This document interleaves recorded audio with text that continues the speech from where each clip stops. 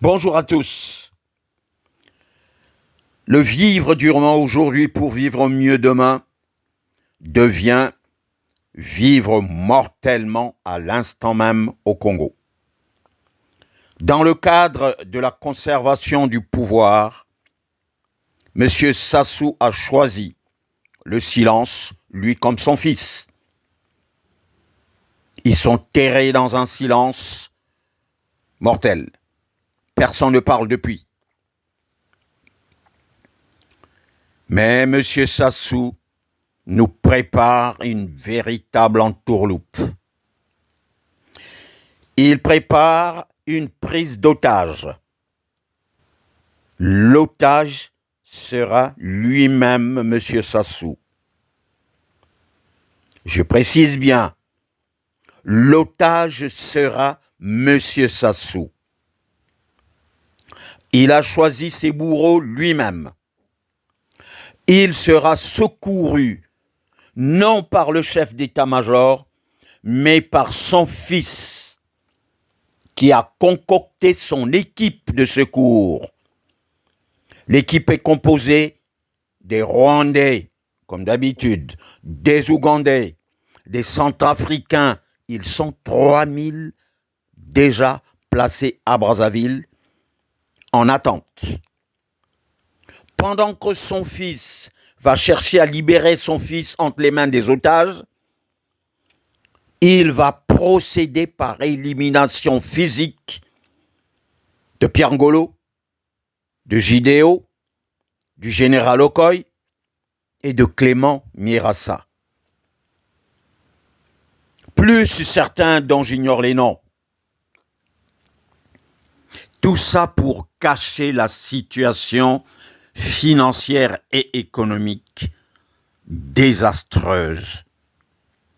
Sassou veut déstabiliser le Congo par une guerre interne, tribale d'abord, et nationale ensuite. Il élimine d'abord les gens de chez lui pour laisser le pouvoir à son fils, et puis le fils va procéder par l'élimination physique, je dis bien.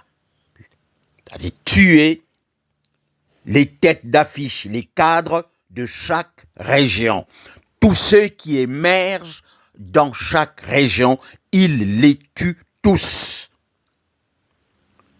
Le fils, après l'otage de son père, il sera le maître absolu du Congo. Mais le problème, c'est que ceux qu'ils ont contactés, ils ont rassemblé les preneurs d'otages. Ils les ont choisis eux-mêmes. Sassou ne veut pas de témoins gênants. Les preneurs d'otages vont être fusillés tous. Alors, si certains ont accepté de jouer à ce jeu, que les gens prennent la fuite, qu'ils ne restent plus au Congo, qu'ils arrêtent, qu'ils n'acceptent plus de jouer à ce film à la con. Il faut nécessairement... J'ai été contacté cette nuit pour que je diffuse ce message. Moi, ça ne me fait pas plaisir de sortir des informations comme ça qui font peur au pays. Mais ce que Sassou est en train de préparer, ça peut être pire que 1997. Parce qu'aujourd'hui, il va bientôt mourir et il n'a plus rien à foutre. Sassou veut garder le pouvoir à vie. Il n'a même pas envie de mourir. S'il avait la possibilité de s'adresser à Dieu, il lui demanderait que Dieu lui rajoute encore au moins 50 ans. Il ne veut pas voir le Congo entre les mains de quelqu'un d'autre. Peut-être même pas de son fils. Il veut laisser son fils parce que la circonstance l'oblige. Il est obligé par cette situation actuelle de laisser son fils pour le protéger parce qu'il sait que si quelqu'un d'autre prend le pouvoir, Sassou sera très, très, très malmené. Peut-être même quitter le pays, mais à son âge, quitter le pays pour aller mourir au Maroc, tout le monde est dans le silence. Vous avez vu le mariage de sa fille dans le 16e arrondissement? Un flop total. Un flop jamais vu. Tout le monde s'ennuyait. Mais il y en a qui ont fait un effort pour animer ce mariage. Edgar, par exemple. Mais on a vu l'ancien maire de Brazzaville en train de s'ennuyer. Les preneurs d'otages. Vous qui allez jouer ce film, attention, vous serez tous éliminés. Et ce qui s'est passé lors du dernier Conseil des ministres, Sassou leur a demandé de faire un effort, de mettre la main à la poche. Tous les ministres se sont regardés, comme pour dire, mais comment ça mettre la main à la poche, alors que tous ceux qui ont volé l'argent du pays, c'est ta famille, c'est tes enfants, tes neveux, tes cousins. Demande-leur de rapatrier l'argent du pays. Mais le problème, c'est que Sassou leur a déjà demandé de ramener un peu d'argent. Personne ne veut ramener un centime au Congo. Personne.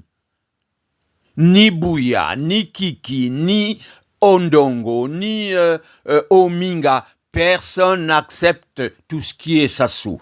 Personne n'accepte de ramener un centime au Congo. Mais c'est idiot. C'est idiot, c'est pas une insulte. Cet acte de ne pas vouloir ramener l'argent au Congo est idiot parce que le jour où vous ne serez plus au pouvoir, cet argent ne vous appartiendra plus. On a vu Mobutu qui avait une fortune 3 fois supérieure à la dette extérieure du pays. Ses enfants sont devenus pauvres. L'argent caché dans les paradis fiscaux. Vous essayez d'imaginer les 14 000 milliards injectés dans l'économie de la Chine. Et il faut réfléchir un peu. 14 000 milliards injectés dans une économie d'un pays. Les retirer brutalement, poser la question aux financiers, ils vous donneront la réponse. Ça ne se retire pas comme ça, l'argent qu'on cache dans les paradis fiscaux. Ils vous diront merde, c'est devenu notre argent. Ils n'auront rien, ils seront tous pauvres comme nous. Malheureusement, Sassou est en train de monter, mais un film digne d'Hollywood. Un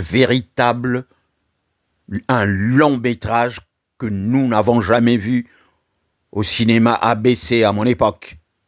Il faudra qu'on arrête ça rapidement. Je suis obligé de vous donner cette information, je ne peux pas la garder pour moi. Parce que les choses sont graves, Sassou est en train de faire n'importe quoi. Sassou va faire des bêtises. Il faudra qu'on arrête. Mais je demande au peuple, nous demandons au peuple de sauver le pays. Le Congo vous appartient. Le pouvoir vous appartient à vous, le peuple congolais, les populations congolaises. Sauvez ce pays. Sauvez ce pays. On ne parle même plus de salaire. Sassou n'a pas d'argent pour vous verser. On parle maintenant de sauver le Congo. À vous de le faire. À vous de le faire. L'heure des sacrifices est arrivée. N'attendez plus, s'il vous plaît. C'est tout ce que je peux vous dire aujourd'hui. Charles Alexandre Tsanga, merci.